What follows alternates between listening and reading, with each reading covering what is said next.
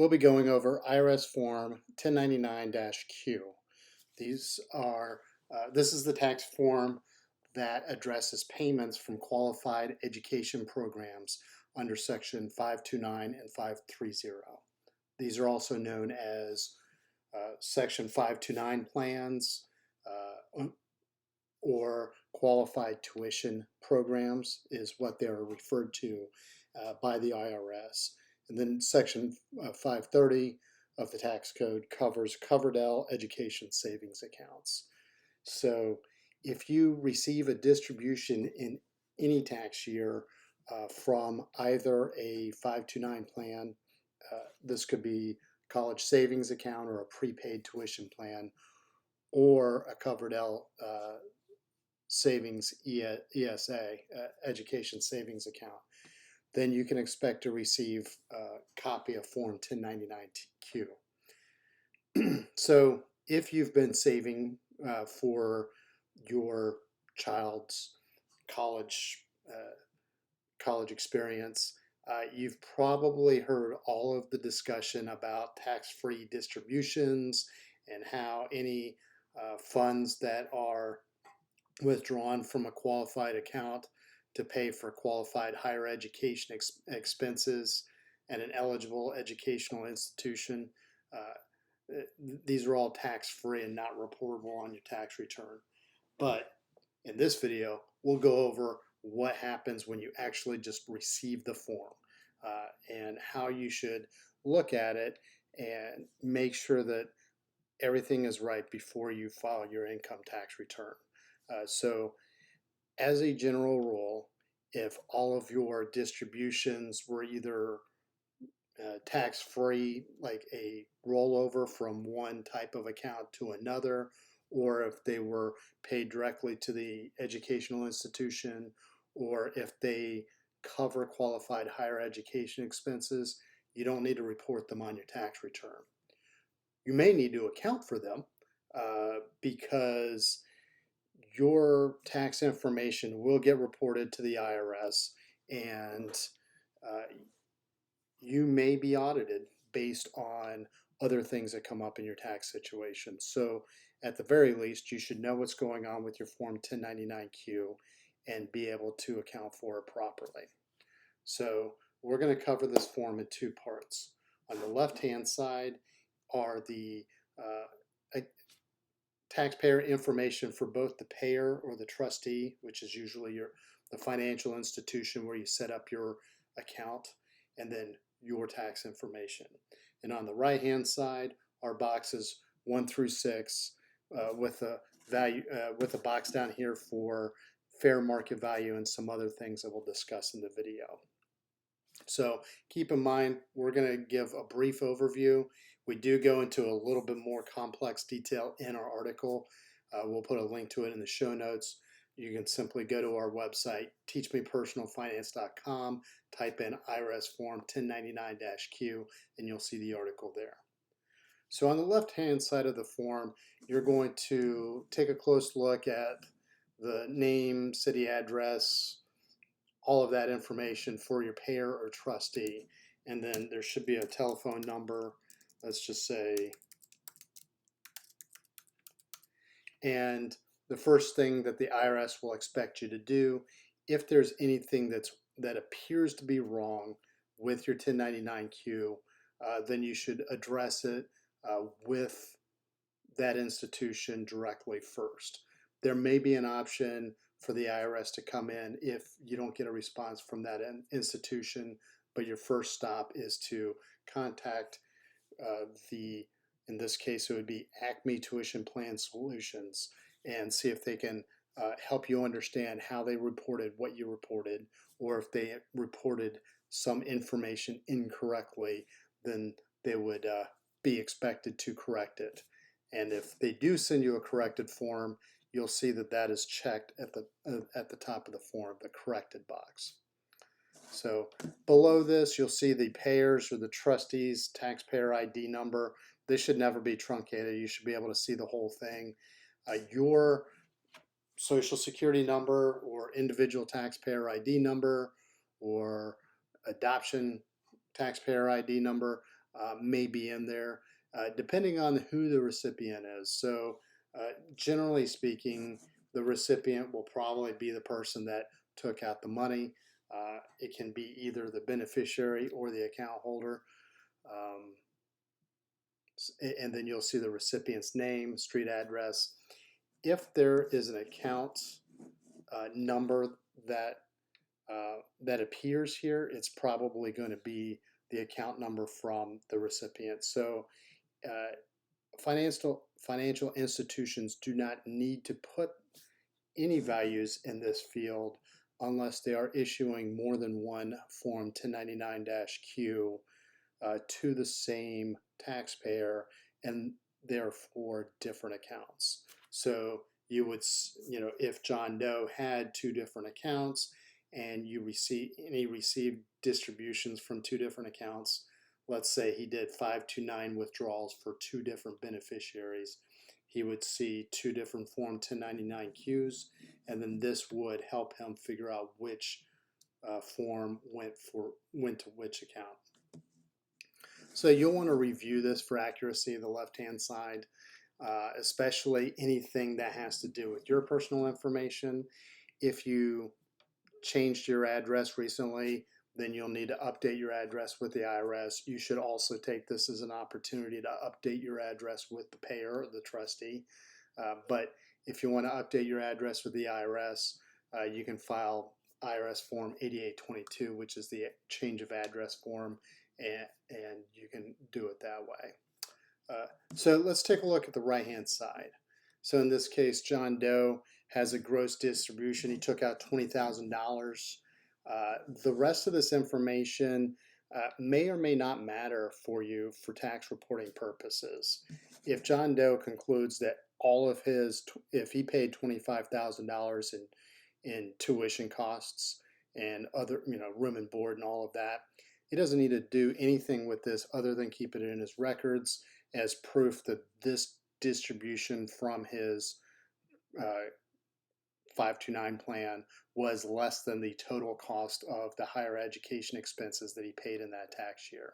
So he would keep this form, he would keep proof of his receipts, and then if he were examined, he would be able to show that his gross distribution did not exceed his qualified higher education expenses. Because if they do, if there is a distribution, let's say he only put $15,000 towards that, then that's where the earnings, the basis would come in. He would need to determine, in this case, the company determined that half of his distribution was from earnings, half of it was from his contribution of capital. So if he only spent $15,000, then there's $5,000 remaining that he would have to determine how much of this is taxable, what the tax would be, and then how much that additional penalty is, the additional tax, the 10% penalty that goes on top of any taxable withdrawals. So that's where the earnings and the basis would come in. So, in certain circumstances, the company may leave one of these fields blank if they cannot determine your basis. But if they do include numbers in both box 2 and 3, then they need to equal the total of box 1. So in this case, $10,000 plus $10,000 equals $20,000. So box 4 will be checked if this is a trustee to trustee transfer. If you transferred money from one College 529 plan to another, if you transferred it from a Coverdell ESA to another, if you transferred it from a Coverdell ESA to a 529 plan, or if you transferred money from a College 529 plan into an ABLE account, which is a type of account for individuals with special needs who need to keep assets in a separate account so that those assets are not held against them when it comes to financial aid, federal and state benefit programs. A trustee-to-trustee transfer simply means that Acme Solution Plans took this money and gave it directly to Vanguard or to whoever the new custodian is, and that this money never actually touched John Doe's hands. So in general, trustee-to-trustee transfers are supposed to be tax-free. So if this box is checked, you can do up to one trustee-to-trustee transfer per year. You can also do what is known as a 60-day rollover, where you actually receive the check and then deposit the check directly into the desired account within 60 days. If you need to know more about that, I would refer you to IRS Publication 970, which is the publication that has to do with taxation of education benefits. Box 5 contains literally checks for the type of program or this account is, whether it's a state-sponsored 529 plan, if it's a private 529 plan, or if it's a covered out ESA. And then in box 6, if that box is checked, that means the recipient was not the designated beneficiary listed on the account paperwork that was processed when the account was opened. So in this case, if John Doe set up an account for the benefit of his daughter, Sarah Doe, but then he wrote checks out to himself, they would check this box, and it would be John Doe's responsibility to indicate within his records that he paid the money to himself and then he turned around and paid out of pocket the required costs, or he would take the hit on the taxable amount and any tax penalty on the distribution. So for some accounts, especially covered out ESAs, if they cannot determine your basis, they may enter the fair market value of the account as of December 31st on the end of the year. So if this was for the 2023 tax year, then any amount in here would be the fair market value as of December 31st, 2023. And then finally, one last thing, the custodian may, but is not required to enter a distribution code. So in this case, one is the distribution code just for distributions. There are, I believe, 6 different distribution codes according to the form instructions, ranging from excess contributions with earnings attributable to the current year or the previous year, death or disability, or prohibited transactions. We do cover that in a little bit more detail in our form instructions. So you might see that in there, but the custodian is not required to report that. So this is a pretty straightforward form. You'll see this is copy B. This is the recipient's copy. So you should expect this copy no later than January 31st of the year following. Let's see, copy C would be the version for, in this case, Acme qualified plans. This would be their copy for their retained returns. You'll notice that there are instructions for you as the recipient that kind of go step by step through each of those, and we cover that in our article. And then, of course, copy A is for the Internal Revenue Service Center. So they're responsible to make sure that you get your Form 1099-Q on or before January 31st of the given tax year or the year following.